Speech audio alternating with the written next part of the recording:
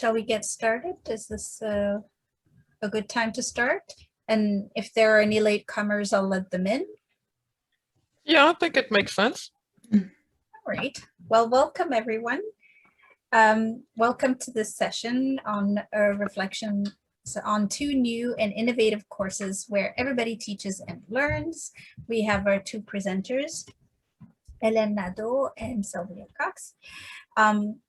This session is being recorded, so feel free, if you're uncomfortable, to turn off your cameras or consider renaming yourself as well. We are using closed captioning, so feel free to hide the subtitles by clicking on more and in your Zoom window. So at the bottom of your screen, there are three little dots that say more. When you click on that, there's a closed captioning option, so you feel free to turn that off or keep it there if needed. Okay. So I will start by presenting the presenters, the speakers. Our first speaker is Dr. Hélène Nadeau. She's a physics teacher at Dawson College. Hélène's domain of interest shifted from the theory of elementary particles to brain imaging in neuroscience. And Hélène founded the Dawson Research in Neuroscience group in 2015 and has been introducing students to research through the summer internship since then. The extracurricular program and two other credit courses have come after that. And we also have Dr. Sylvia Cox, who is a research associate at McGill in the Department of Psychiatry. Her area of expertise is in neuroscience and brain reward systems and drug addiction. She also teaches in psychology at Dawson College and has joined the Dawson Research in Neuroscience group in 2016 and has been co-coordinating with Hélène since 2017. So that's that. I will stop sharing and the stage is yours. Thank you. So now I will share my screen. And we're good? Yeah. Okay, so let's go. Thank you, Selma, for your introductions. And Sylvia and I are really very happy to share these reflections with you. We started these two new courses. We've been teaching them this past winter. And the great thing, the silver lining about the pandemics is that we were able to be present for every single lecture. The two of us were present for every single lecture, and we were able to do a lot of talking about every session immediately after the session, which was absolutely great. So what are these two courses we want to talk about? The first one is called Contemporary Issue, Introduction to Research in Neuroscience. The second one is Topics in Physics, Introduction to Research in Brain Imaging. You can tell the title is somewhat similar, and in fact, there's a lot in common between the two courses. So both courses are research project-based. What does it mean? It means that the central part of the course is to work on every steps of a research project. We start from, finding a good research question, hypothesis, looking at ethical concerns, doing the data acquisition, the analysis, the communication of the results. Through all that, this is not an assignment that students do just outside. I mean, we are working on every step of this project together during the class times. This is also different from a traditional course that the results are not known at the beginning of the course. So it's not material that we are transferring or content that we are transferring. We are really trying to develop skills here, such as communication, self-efficiency, teamwork, etc. And the way we proceed also is that most of the content, the background necessary to do the project comes through presentations that are given by the students pretty much at the beginning of the course. I'll show a timeline very soon. By definition, this is something that the students are not used to. It's a new type of course. That means that at the start, they may be quite uncomfortable. And we have a lot of group exercise that are planned especially to deal with this aspect. Also, both courses, of course, in neuroscience, that's multidisciplinary, and it touches a whole bunch of different disciplines. Now, and at some point during our talk, that's going to be very important. There are also substantial differences between the two. Contemporary issue, it's a complementary course. It's open to students from any program. It could be science, it doesn't need to be science, it's really any program, it's a 365. It's 3 hours per week. And we're going to talk about, I put motivation, question mark. It could be a difference between the two. We'll come back to that later. Topic in physics, that's different. It's a science option. It's 5 hours a week, and there's definitively more STEM content than the previous course. So these are the main differences. The timeline of the whole thing will be more or less as we see here. First, we explain obviously what the course is about. That's very important. And then we develop some background that's necessary to be able to do the projects. And then we go through a bunch of activities that are targets specially so that they will be able to do the project. The students also taken through a literature search, and at the beginning they will choose a research question, hypothesis, etc., instruments, and we're going to give them some indication that what are the limits in which they can play. I mean, yes, they choose their question, but there are a whole bunch of restriction. Now, as you can see with the timeline here, this is not just, these things are extended over a few weeks. And obviously we start somewhere and we keep moving, but the literature, for example, they will do some literature search, choose a question. When they choose the question, they have to see, does it make sense? They go back to the literature search, etc. And then we get into the main core of the project. So then they have to set up the experiment to do the pilot run, that they do the testing, data processing, analysis, and then the final presentation. As we find, it's very important that all the classes move at the same pace, because we're going to do some special workshop or activity that have to do, that are targeting that wherever they are. And so we don't want that anybody is starting to gather data in week 11 or 12. That's just not going to work here. And so that keeping the pace is extremely important for that type of course, as we find. Just very quickly, I said that the option courses, there's extra STEM material. I've listed them, they're here. I have to say that this term, because of the pandemic, we could not have students do an actual experiment with the UZ set, which are something like that. So the brain imaging part was kind of slightly disconnected. In the following years, we're going to get it more included in the project, but it was there. It's going to continue to be there, but probably better included in the rest here. Now, for today, what we want to do also is to have it very interactive with people in the audience.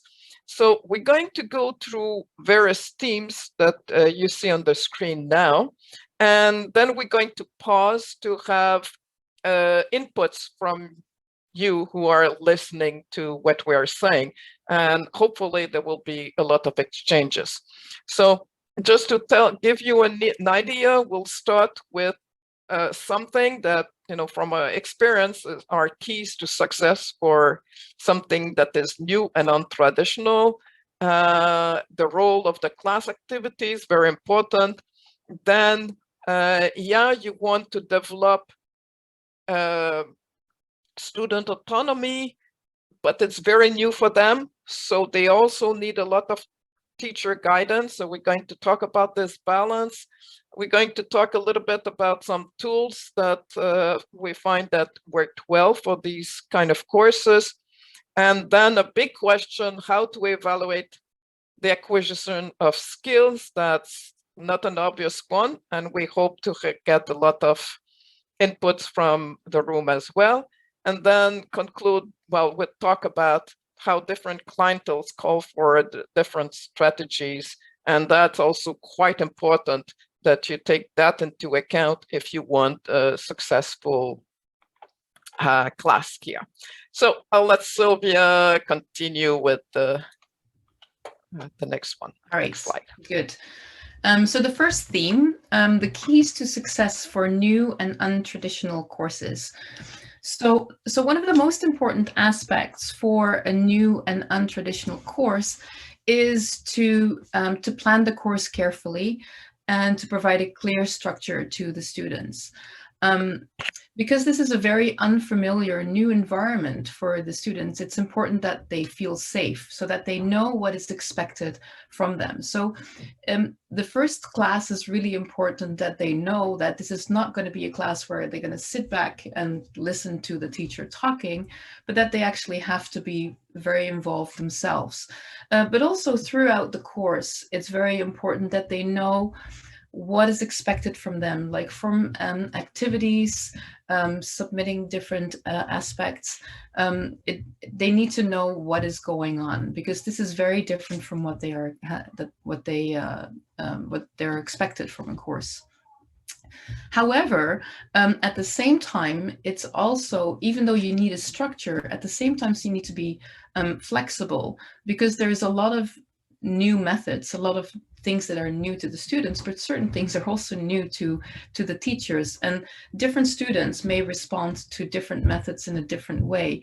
So we need to be flexible and be able to adapt. If we, for example, think like, oh, we're going to teach them about this in this way, and you find out it didn't work at all, you need to adapt to that.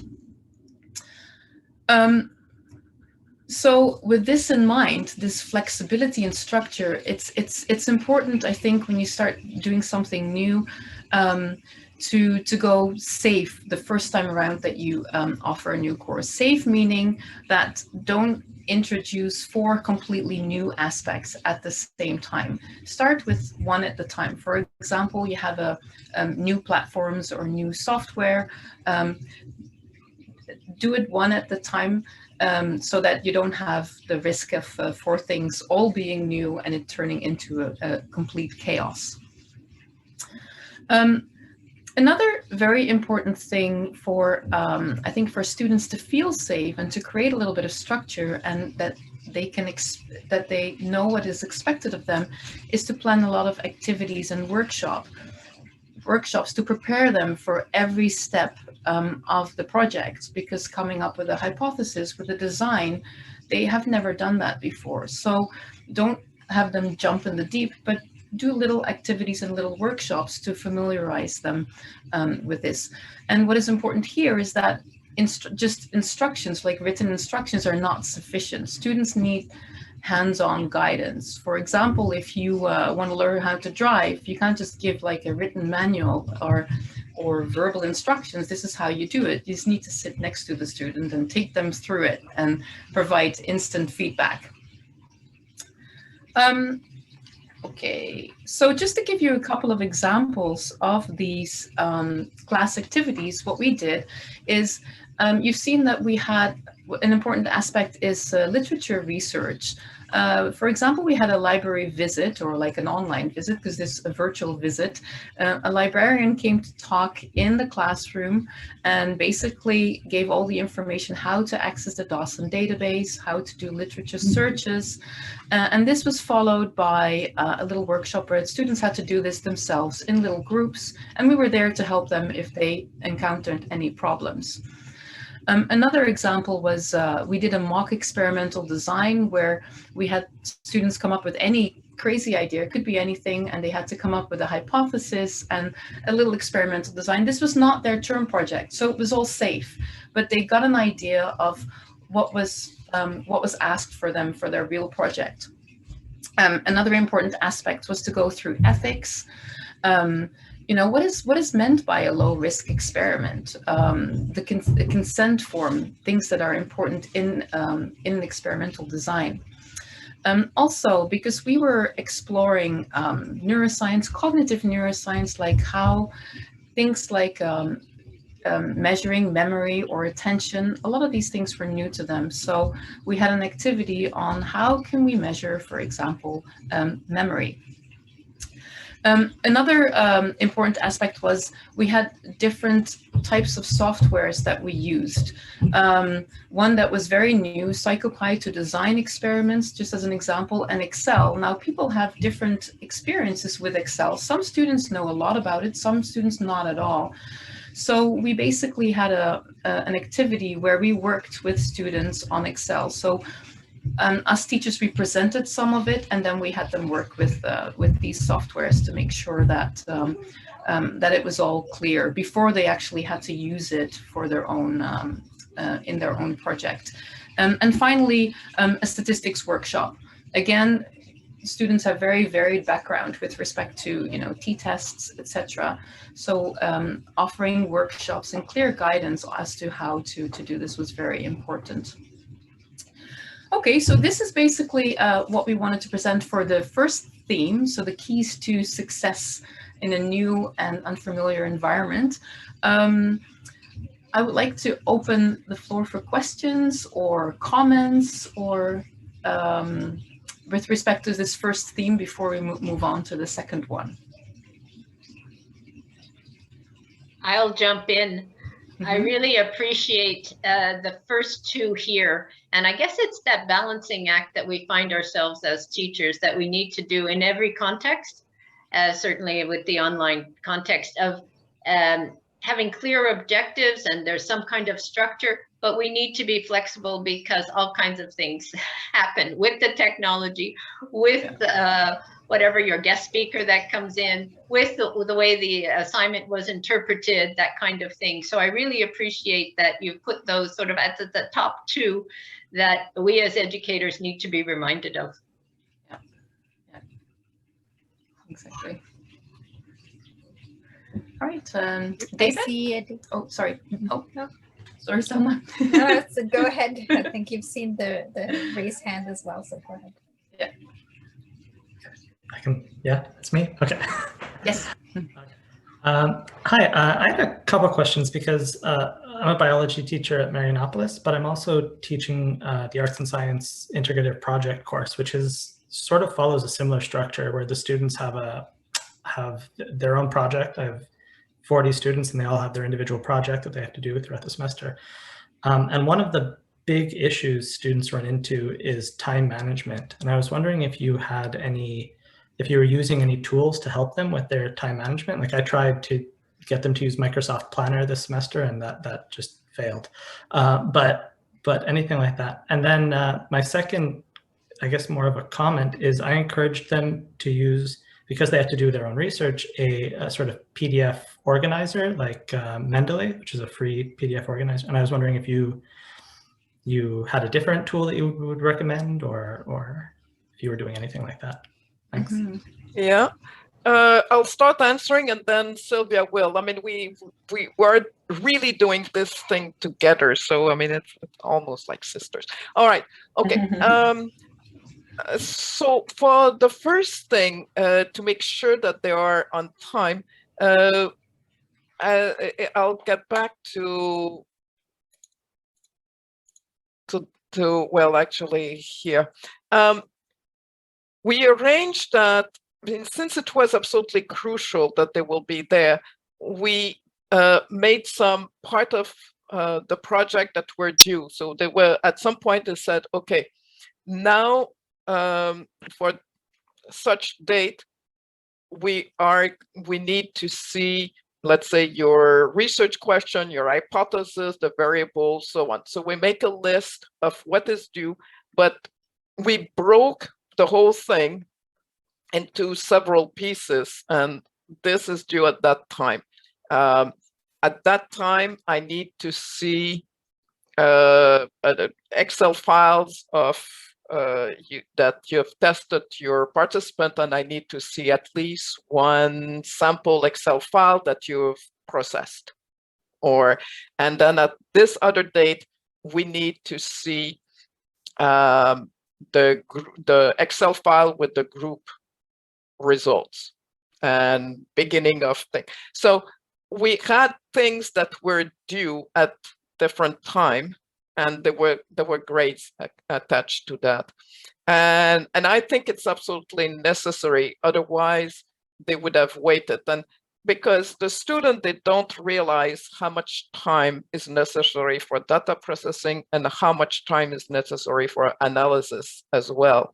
And we know that, but if we keep just saying it to them, that it's not going to work. So so therefore we made various things that were due at different time there. Back to this thing. So and I strongly recommend something like that. And actually, students in some feedback that they give to us, they said that this was very useful to have every 2 weeks something was due to the project. So this way they could come. Also, we were discussing these things in class a lot. So if any team was behind, that would not have worked. So that's why it was. Second thing, platform. We're going to talk about it a little bit later, but we use Miro, and we're going to show to you how to use Miro, and that was also very useful. So I'll let Sylvia complete on this thing. Yeah, I find with the timeline, what really helped also is that students had to present to the class their latest updates, and that was an extra incentive for them to be on time, to have something to present. So because they didn't want to have to say like, well, we didn't really make any progress, and yeah, that helped.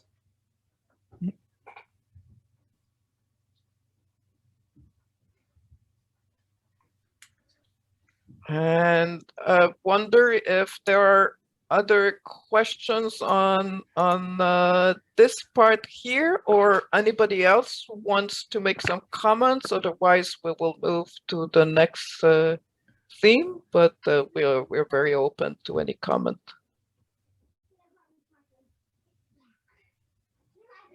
If I may. Sure. I just think it's wonderful that you took the time to make sure that everyone was on the same level when you were talking about their proficiency with Excel or with statistics. That sometimes we come in and we just assume that students have some a priori knowledge, and then when sometimes you realize halfway through the task that, oh, that's not the case, and backtracking is much more difficult than just setting the stage and starting everybody on an equal footing. That's a really good thing to remember. Totally agree with you on that. If I may, I just wanted to, you just mentioned, because I missed the beginning of the presentation, but about their a priori knowledge. When they come in, how would you qualify their knowledge about Excel? Just to know. anywhere between having done a graph once to having a good understanding, but the large majority of them do not know how to write an equation, for example. Oh, okay. We introduced the if function, and they thought it was magical. You know, no, but they never use it, and then suddenly. But actually, one very interesting thing that happens with another group, but. So we said, you know, you can do that with an if function. Oh, how we do that? So we did, on Zoom. Okay, equal if open parentheses, the whole thing. You know, well, 1 week later, these people would do average ifs, and I'd never used this thing before, you know. I mean, it was new to me. I mean, I understood quickly what it was, but so there's a very high first step. But when you bring them up on top of this first step, then they go along, and they're you let them peek behind the curtain, and then they're on their own. Because I also have the things that I do in Excel for students. I give them, you know, links to a YouTube video or this or that. But I kind of I've assumed the first time I did that, I assumed that they knew probably more about Excel than half of the older teachers in the department. So, but I mean, at some point, it's very variable. Yeah. But it's surprising. It's surprising how. I mean, a few will, but also I teach at a course in physics. The course that we're talking about. We had the students in their fourth. The option course, the science option course, they are in their fourth semester. But I teach the same students in their first semester. I teach them Excel, and then I see them in their fourth semester, and I say, you know, how can you possibly not know Excel? Because, you know, you learned it too. Oh, well, somebody else was always taking care of Excel in my team. So, so the expectation, even in the fourth semester, that they would know Excel, not at all clear. Okay. Yeah. So it's really, as we said, you know, for each thing, prepare a small activity to know that they are able to get past square zero, and then after you're okay. Thank you. Yeah, and it's especially important for the complementary course where people from different programs come in, where it's way more variable in terms of what they know and what they have experience with. Yeah. But they can learn it quickly, though. But they have to. Okay, so I think we'll go to the next team here, which is it's supposed to be me, right, Sylvia? I think. Yeah. All right. So there is we want autonomy of the students, but it's very new to them. So they need guidance from the teacher, but we don't want to give it all to them. Just, you know, take this and just do minor things, minor modification to that. We want them to own it as well. So there has to be a lot of back and forth between the students and the teacher. And there were a lot of interaction, a lot of breakout rooms, but a lot of interaction, presentation from the students, and so on. For example, we could start with an activity that we design, especially targeting one competency, and the students would do the activities, then present what they did to the group, and then after that we would give feedback to them, and then their peer could ask questions and that sort of thing. So there was a lot of back and forth like that. Or sometimes it started from a student presentation. I mean, the teacher would say, okay, prepare a 3 minutes presentation on this topic, and then there's going to be a discussion. And that actually, the students in general liked it a lot.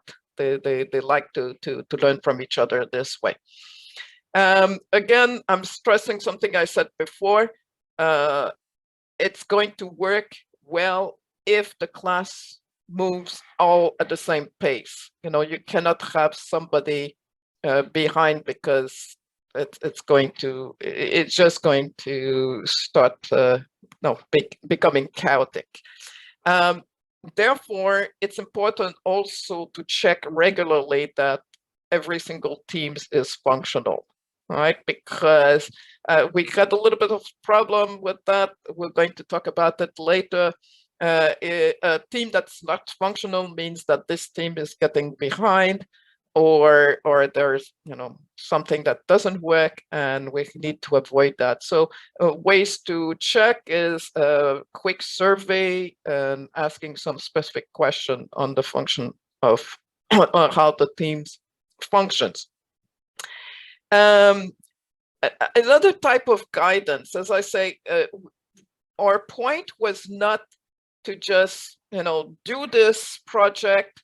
We're going to see what you come up with at the end of the term, and I'm going to give you a grade. We really wanted them to develop the skills. So, for example, 2 weeks before they present their project, we sat with every single team and we say, okay, now you present what your analysis is saying. They would present their graph and so on, and we give them a lot of feedback on that, and then they could correct and move along and go. And I think that we had excellent presentation at the end, and that was a crucial part on that. So again, yes, we want the student to be autonomous, but they're not experienced yet, and they need the teacher for that sort of thing here. And since we talked a little bit about Miro, I think I'll skip to this, even though that was supposed to be a bit later. The tools that we've been using. So we used Miro, and I'm going to do to share with you some Miro boards so that you will see what it is. That was a platform that was super useful. We use Moodle for organization, uploaded assignment, quizzes, and that sort of thing. But Moodle is not terribly good to share resources among students. I mean, it's limited.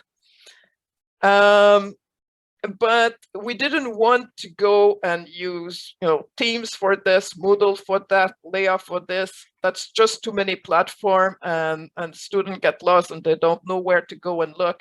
So we told them, always go to Moodle if you want to know where you're at in the course, what's next, what's assigned, due date, and that sort of thing. It's really better not to use too many platforms. Another comments here also, the software. It's very interesting to use open source software, right? It's free and so on.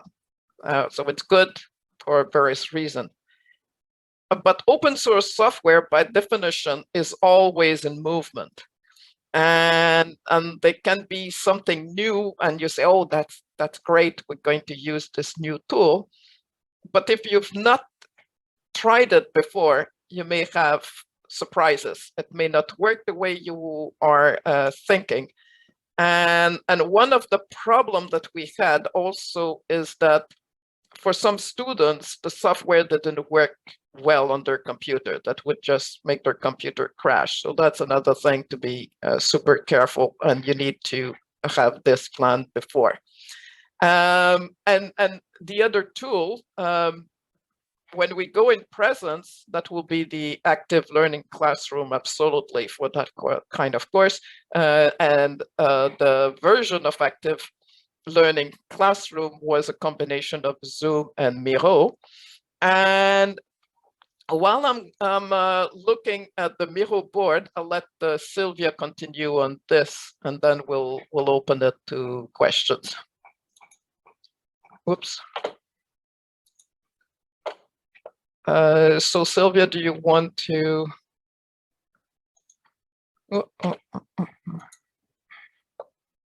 You're muted, Sylvia. I am so sorry. Did you want to show the Miro board right now? Yeah, but I'm going to show it, but perhaps you want to add a couple of things before. Okay, good. Yeah. So yeah, the Miro board worked really, really well, and this is not just for online teaching. I think I am definitely planning on using this when we're back in the classroom. So a great advantage is here is that every student can work on it at the same time. And it can provide a bit of structure. So when you're doing anything project-based, this is really great, but also for activities. We've just for individual activities, it works really well. Yeah, I just want to present Yes. that at the same time that you talk about. Yeah. Okay. All right, so here is an example of an activity. So we had one of our first activities is that they had to find like a news article online, and we wanted to organize this in a way that they have to provide the reference and a little summary and certain information. So you can make different frames for each team that works on a particular topic. You can see here, there's team 1, team 2, team 3, and everything is visible in the same Miro board. Now, of course, you might think, it's not so good. They can see what other teams are doing. So if you want to test them on some material, this might not be great. But if you're doing any form of activity, I mean, when we had like certain activities, we actually came up with different topics. And in this case, we told them, you know, everyone has to find something different. And in this case, it worked really well. And if they wanted to look at someone else's project, fine, or even all the better. And then, so that was an activity that they did, and so. But once we got to the project, each team had their own Miro board, and we started. And as you can see, this is expandable as much as you want. Tables every once in a while, I would go and put a table, and I would say, you know, where are you at? In this case, it was how much of your testing has been done, and so on. So you can keep track of where they are, and they collect also all the material, and so on. And you see them. So they can all log on this at the same time in real time. So the students would work a lot in breakout room, and so the sound will come from the Zoom, but then what they worked on, they can all see that at the same time and work on it at the same time. Obviously, you can go and focus on one thing in particular. I could go, or either Sylvia and I could go and put comments on their work, and we're going to get back to that with the way we graded stuff. But we put comment, they can correct their thing, and eventually when they get into when we get to grade these things, they already had a lot of our feedback. So basically, if they answer all of our questions, then they had a very good grade. And if they decide not to, then okay, they didn't add too many, didn't add so much of that. But the Miro board was very, very useful. Yeah. While I'm on this, anybody has any comment on Miro or any questions on Miro as a support for this kind of projects? David, yeah. I was just wondering if Miro was a free software or... Yeah. If you are in education, you can register for free. Perfect. I think that there are, for companies, there are also versions, that pay versions, but for the moment it is. But Selma, you can, I heard that so many people at the college use it that they are thinking of maybe having a sort of college subscription of some kind? We're looking into that, but right now we're lucky that Miro gave a full license to anybody who's asked for it in the education domain. But we're installing them. We're installing Miro in our boards right now at Dawson. So okay, that's good. I don't know if we will have any time later. We can show you, but it's super useful, super easy to use also. I mean, you know, you can learn that in 2-3 minutes, you're already able to do something. And as you go along, you learn some more. Mm-hmm. And most importantly, we had really good feedback from the students on this as well. You know, sometimes when you have multiple things open, things start crashing and such, but we've had very, very little, minimal, maybe one problem at some point. So it's very, very user friendly. And I think what worked really well with us, what I would do in the future as well, is have the first day activity, like icebreaker activity or something like that, and introduce Miro that way in a fun way to get people familiar with it. And yeah, it's fun. Yeah. Okay. I'm going back to the presentation, but I will welcome any other comments on the things that control. If anybody has any comments on these things also, we'll be very happy to hear what you have to say.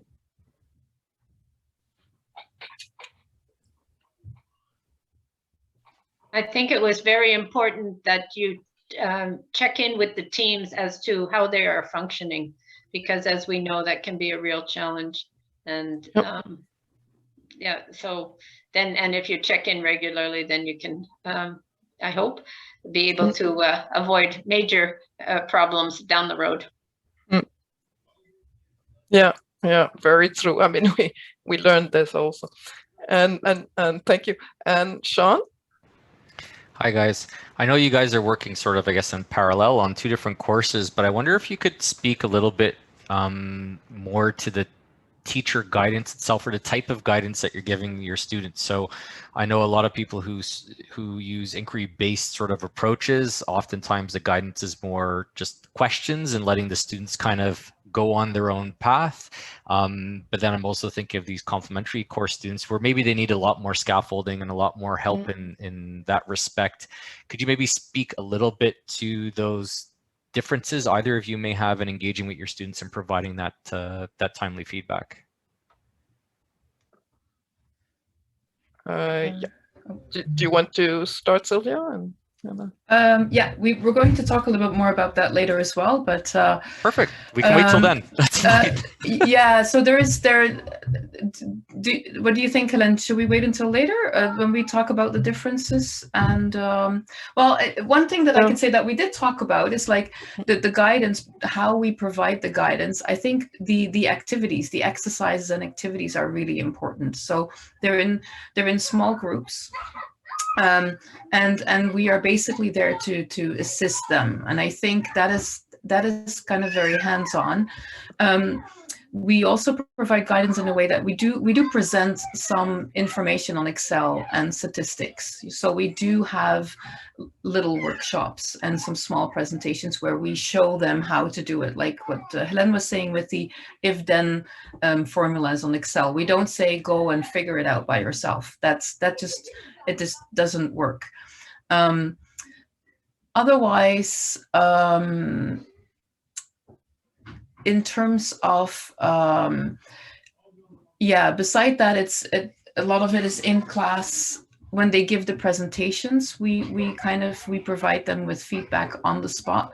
Some of this feedback is really applies to all the students, not just one. So that is something to balance a little bit, not to go into too much detail, you know, that other students get bored. It's like, yeah, this doesn't apply to me, you know, and so yeah, so that's kind of our way of feedback. I don't know, Hélène, do you have anything to add? Yeah, I think it was a mixture. Sometimes they were mainly in breakout rooms, so then our feedback was specifically to that team and specifically to the project they were working on. And sometimes we felt that it was good to bring it back into the larger group, and so that we would present. So that's why we had this combination of either breakout room or the main room where students would present what they had. There was to have students present their work also to the room has a lot of advantages, and one of them is that they would say, okay, we worked hard, we had these difficulties, but other teams had these difficulties also. So it works both ways into telling them, okay, you're doing fine, you know, it's normal that you have these problems, but also when the team was working very well and was making good progress, it would encourage the other teams to say, oh yes, I mean, that's where we should be, and to push a little bit more. So that to share, that was both making people feel both safe and challenge a little bit, that they had to go above a certain bar there. So I think this lot of but obviously sometimes, as Sylvia said, the problem was for something very specific for one team, and that was solved in the breakout rooms. Thank you both. You're welcome. Selma, do you see other questions that I don't see, or should we go? I don't see any other questions. We still have about 30 minutes left. So. Yeah, that's good. So I think we may go through the other things, and then we'll have time for other things. Okay. Evaluation. That's a big topic, and I hope that there will be a lot of inputs from the room about that. We are trying to evaluate skills that they develop. Now,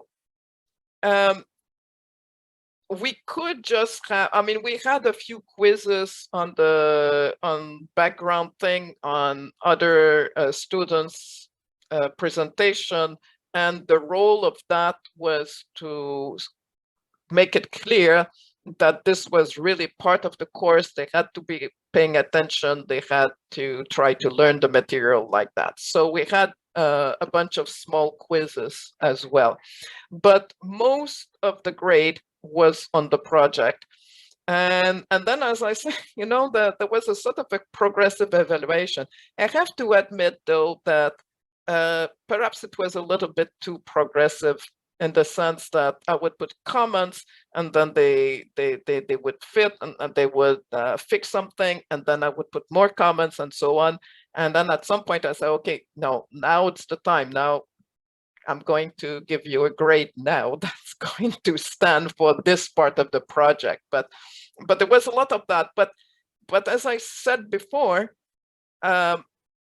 if they resolve all the issue, they would end up with a very good grade. And that's okay, because they really worked hard into meeting the requirement. Now, if they don't want, and in some cases that was what happened, if they don't want to take into account my comments, then they don't have to. Their grade is going to be lower, but that's up to them.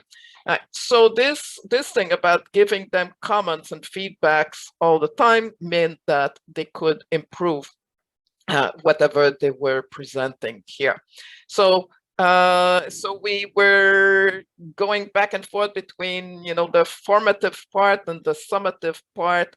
At the very end, we had a big oral presentation and a written report, and that by then that was the final version of stuff. But that was interesting. I think that I should have said more clearly when were my the time where something was due exactly. I was a little bit soft on that.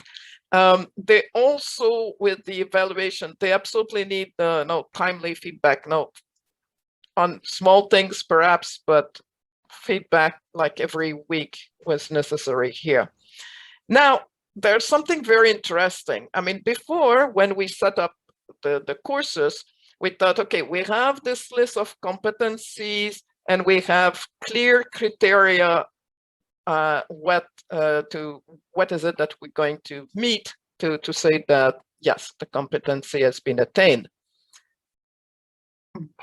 But even with clear criteria, there's always a sense of, you always compare with peers. You always look at what is reasonable to expect from students.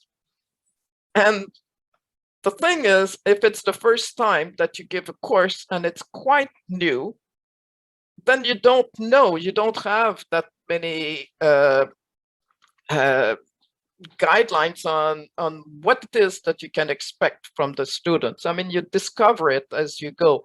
So I have to say that at least for this time, that was the first time for one course and second time for the other, my grades are going to be rather high, but that's okay. They also work hard. But yes, so that's something also that I would be very interested to hear other people in the room if they had a similar experience, and when they had to sit down and give a grade, how did they go about it? Another point about teamwork, because a lot of that is teamwork, and how can you evaluate that fairly? Can you give different grade to different member of the team because you know that the member didn't participate as much as the other? There would be arguments in favor of this, but there are arguments against it. Namely, you want them to develop teamwork ethics. And at the end of the day, that's what the team is giving together that matters, right? And it's not so much how much each member participated, but that's the end result. So it's not, we don't have a definite answer on this, and that's not easy because, if you see that the team work perfectly well together, then great, they have no problem. But sometimes that somebody didn't really work very hard. So that's another question. And if anybody in the room has some opinion on that, I'll be really happy to hear about it. So I think I don't know, maybe Sylvia, you have something to add, but because it's a big point here, I'd like to hear from other people how they dealt with the specifically with evaluation in courses like that. So I'll just share that I always produce a marking rubric, even for the first time round. Mm-hmm. And what I find myself doing, even after many, many times offering a similar assignment, or is that I keep tweaking and realizing what I missed so far to even look at. And so every time I don't add it then, but I add notes on my rubric so that next time around I'll include it for some value within, because you can't remember, think about all those things. So I definitely support the use of rubrics. And I'm just curious, did you have any rubrics at all that you presented to the students, or no? Yeah, but then even so, I find that like, for example, for the oral oral presentation, their 3 minutes presentation, I decide, okay, I'm going to keep it very simple because in the previous time that I gave that course, that was not very simple. So I said, okay, keep it simple. If it is clear, complete, and correct. So I thought that would be my and then I thought, I was pretty happy with that decision that seemed to be covering the thing and everything. But then what happened is some students did really the minimum, the bare minimum, and some students went and gave beautiful presentation and really researched the topic very well and so on. And then I thought, okay, but both were clear, correct, and complete. Well, complete, it's subjective, but so we did use some rubric to some extent, but not very, nothing really very stiff, I'd say. Yeah, and the other comment I would just like to share about the group work, that there is, and you're right, there's people on both camps on there. Should all the participants get the same grade or not? Debatable question. I support, and so does some of the research support, that the students actually, that there's a small component that the students actually give each other a grade, themselves and everyone in the team, as to how much, and then you, once again, you can set a little rubric as to how much they participated. Did they do what they said they would do in a timely manner, that kind of thing. So it's actually, to make it as least subjective and as most objective as possible. It's not a perfect science at all, but at least then it helps them to become, because you're looking at team building skills.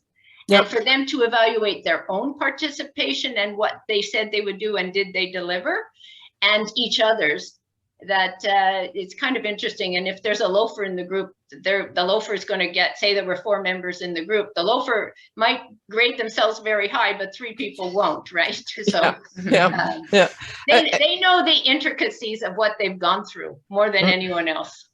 Yeah, actually, we did survey their participation, because there's a 10% on participation in the course, and that was interesting, because the very first that we did, we asked question like, did the such and such member did their fair work, and all that kind of thing, and then at the beginning we got, every member did more than their first fair share of the thing. So, but we thought, okay, I mean, we'll ask questions differently next time, but it also mean that they were happy with the way the team was working to some extent. After that, then the following survey, then we said, no, which percent of so we had the table, and for each member of their team, how much of the testing they did, how much of the analysis they did, how much of working on this step. So then they, and as you say, I mean, sometimes they don't evaluate themselves the same way that other people look, but you get an idea. And you get also an idea of teams that are working well or not working well with that. Yeah, and that we did. And I think next time we will probably have more of this survey, short, but more of them, so that that we make sure that they all participating really. Yeah, for sure. Yep. Yeah, so I would just recommend that we think about that as we set up. I'm a full supporter of marking rubrics, but that this semester, this is what, for this assessment, this is what it looks like, but knowing all along, if we're good reflective educators, then we're going to be tweaking these things as we go and refining. Just as you said, you realized, whoops, they could be more refined next time around. So yeah, excellent. Thank you. Yeah. Yeah, I think another important point, I think in our case, the group grading, that everyone gets the same grade, it worked well, but we did see differences between the two classes. And I think, actually, I'm in a point right now, I'm going to teach a summer course, similar summer course in within psychology. And I'm kind of a little bit worried about, oh, should I apply the same grade to everyone, this group part, or should I split it up and have an individual component? Because in this population, the motivation might differ.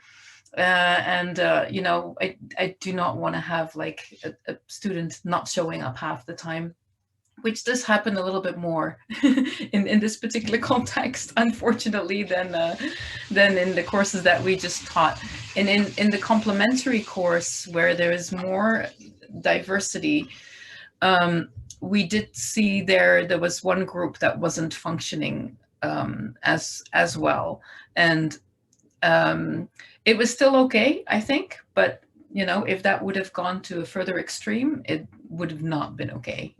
So, you know, these are, I think, important aspects. And I'm like, ooh, any advice on that? But I think it has to be tailored to the student population too. But I think what is important here also is in the beginning, make it very, very clear what is expected of them, you know, that they know and that they, yeah.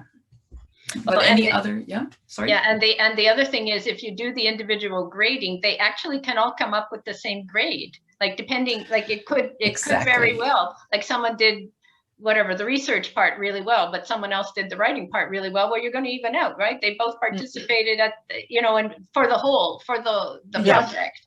So they can, in fact, the group members can, in fact, get the identical grade or not. Right. Yeah. That's what I like about doing the assessment, that way that the students get input. And once again, it's also building the team building. Like being part of a team means you got to pull your own weight and you got to do what you said you were going to do when you said you were going to do it. Right? Yeah. So anyway. Yeah. Wilma, may I ask in which department you teach? So I'm actually many years at Vanier College as a college administrator. Pedagogically, I teach at the University of Sherbrooke with the Performa program, the master teacher program. But I've been in the educational system for many, many years. So a good pedagogical background. Okay, nice to know. Thank you. Okay. Anybody else wants to contribute in any way about the evaluation team? Yes, I don't know if I can. Yeah, you're always welcome. Thank you. There's a neat evaluation, peer evaluation that a colleague shared with me last semester, and I used it as well last semester. So it was in the context of a course where, again, students had to do group presentations, and the grade on the group presentation was on 15 points. 10 points came from the teacher, from me, and I assigned the grade to the entire group. And 3 points came from within the group itself, so they graded each other. And then 2 points came from the entire class. So the entire class, sorry, it's our alarm of 10 minutes remaining. Oh, really? Already? Okay.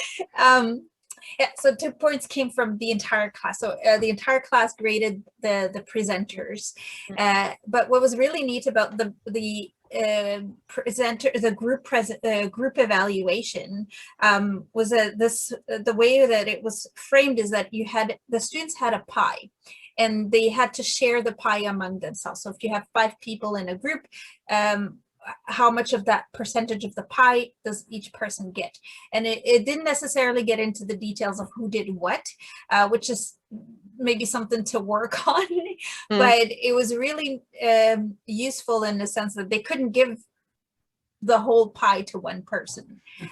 Well, they could, but didn't look good. But right away, they really thought very carefully of how how big of a slice of a pie they gave each other. And in some cases, the pie slices were equal, and in other cases, it was like to the 1/8%. Yeah.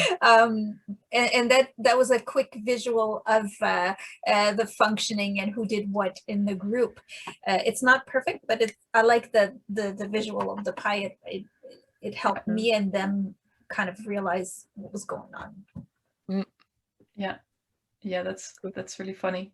I mean, because the first time we didn't have that there is one pie, you can't go beyond that. But that's something that we learned. It's like, okay, we have to do this differently. We were talking about, we need to adopt that format of like a pie, and you only have that many pieces, right? So to really get a sense of like how much everyone contributed. Yeah, that's cool. I thought it was funny also when somebody says that they contributed 16.66666666%. That was a bit precise. Okay, considering there's 10 minutes left, I think we're going to get to this last theme. We had two courses, complementary and science option, and quite different dynamics between the two. And so it's very important to make sure that to address the specific clientele that we have. There's something we're not completely sure, but that will be something interesting to search, is the commitment. Because do you feel as committed to a science option, for example, a course that is part of your specific program? Are you going to be more committed to your program than to a complementary course? Like, do you start with the idea that complementary course should be light and easy and not demand a whole lot of work or commitment? That would be something that would be interesting. I'm not sure. I think that if the course is interesting, that people will buy into it, but that would be something to know when they start. The group dynamics also, obviously, then that makes a big difference. The complementary, as I said, it could be anybody from any program. So there's diversity, and you need to get a little bit of coherence in there. But what's very interesting is we had more or less half of, in the complementary, more or less half of them were in science and more or less half in social science. But we didn't see a difference in attitude on whether they were in science or social science. That didn't seem to be what was deciding. Nevertheless, I think that at the beginning, they find it a little bit harder to work efficiently with each other if they're not used really to kind of the same expectation or the same kind of courses. So you have, I would say, at the beginning, to make sure to have a lot of group activity to develop some sort of coherence between the group. Another thing that was made actually a big difference, and we didn't expect that, that it would be that much, but whether you have, with the complementary course, we had 2 meetings a week, with the other group 3 meetings a week, and it actually made a very big difference. If you see people 3 times a week, it's a lot easier to tweak things. There's something that doesn't work quite well. Okay, we can move this lecture before or after this other lecture. There's a bunch of changes. With the twice a week, that was a little bit harder. And I remember before we start this, somebody says, oh, you certainly want you 3 hours as a block, right? And we said, no, I think we want 2 times, 1.5 hour, 1.5 hour. And I'm very, very pleased that's what we decided, because it happens very often. If you meet them twice in the same week, Then let's say they are not ready on the Monday, then okay, make sure to have this ready for Wednesday, that's fine. So you're not 1 week behind. So I would advise also, if you have any course like that, I strongly suggest rather 2 meetings than 1. I wouldn't go for 3 times 1 hour. That's just too small of a time. The other thing now, we also did some survey, just a homemade survey at the end to see, what worked well, what didn't work well. And I'm going to present 2 questions that we asked. 2 questions that illustrates the different group dynamics, I think. And we're going to reflect also on why we think that they had a very different reaction.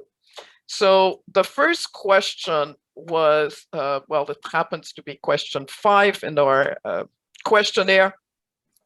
How helpful to you was it to work in a team for the activities before the project and for the project? And then they could select more than 1 answer. So there's a little bit, a few students selected more than 1 answer, but most of them just 1. So you can see quite a bit of difference. Science option in general, a huge difference, and some very helpful. So you only get 2 out of them, out of the well, there were actually 16 people answer. It adds up to more than 16, but because it's possible to have 2 answers. So in general, this class, yes, all for teamwork. On the other hand, with the complementary, not as much. Yes, there were people who were quite positive about it, but there were also people said not at all helpful, or the only reason it was helpful was because they divided the work, so that was a little bit less work. So that's one thing that I'd like you to keep in mind. So we really had a different answer on that question. Then there's the next question, which has more to do with the format, because that's a format they're not used to it. Did they like it? Did they find that it worked well? Is it something that they would do again? So would you take again a course as the same format? Again, they could select more than 1 answer. Again, science option, a little bit the same pattern. Yes, 18 of them, yeah, I would definitely look for this format. And then a few not so hot, but general very positive. On the other hand, the complementary, some, 4 of them, no, I wouldn't, or perhaps, and then a few really liked it. Right? So we have we thought about this, and we think that with the complementary, we were not as successful with our activities. Perhaps they were not quite at the right time. Perhaps they were not designed perfectly. And I think it makes a big difference in how safe the students felt, how they could progress. And that is probably the big difference. And in a sense, it is a little bit also the difference between 3 meetings a week and 2 meetings a week here. So yeah, we don't have a huge amount of time left. So Sylvia, I'll let you say a few things on that, and then we'll conclude. Yeah, and then perhaps other people would have questions. Yeah. I think another important aspect here was also the group dynamic didn't work as well in 2 groups, and we have a feeling that there was a difference in commitment. There were a few people who were less committed to that, where because of that the group didn't work as well.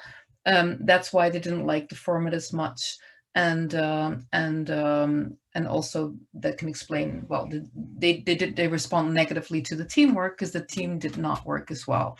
So I think that was an important aspect here as well. So that's really important. Now then it goes back to if you cycle that back to what can you change, as I mentioned earlier, give a good structure and work harder on getting your students committed, right? So we need to work a little bit harder, like through appropriate activities and clear structure. I think that's basically, I think what it comes down to is an overall conclusion as to what is important here. So excellent structure, clear expectations for students from the very beginning, hands-on guidance through timely activities and workshops. So offer these activities to help them, and weekly feedback. Okay, I think we are very close to the time, right? So yeah, I maybe think so. There. Yeah. So Sylvia, what was Selma? I'll let it up to you to conclude. Perfect. Thank you very much. We're about done, but if you have any questions, any comments, anything else you'd like to add, by all means, go ahead. And if not, we get. I see David. All right, just a very quick question. I might have missed it at the beginning, but could you let us know how many groups you had per class? Yeah, in the complementary, there were 16 students in 4 groups, so 4 groups of 4. And in the other group, there were 29 students divided in 8 teams, 3 or 4. Yeah, thank you so much.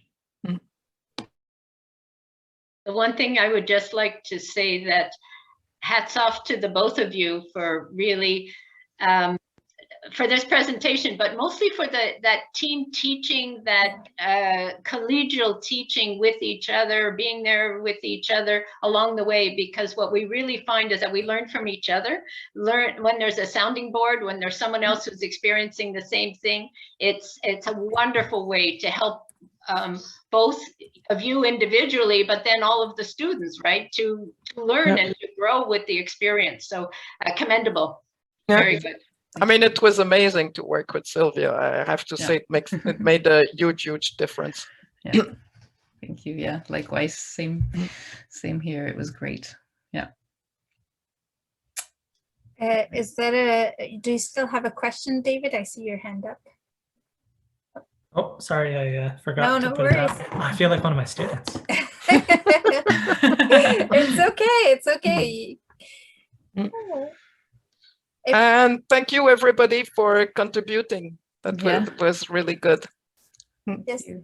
Thank you, everyone, for being here. Thank you for your participation and for your patience through the last few minutes that are remaining. So thank you so much. And if you want to review this session again, it'll be posted on the Saltese YouTube website. So very shortly after this session. So you can refer back to it. And that's it.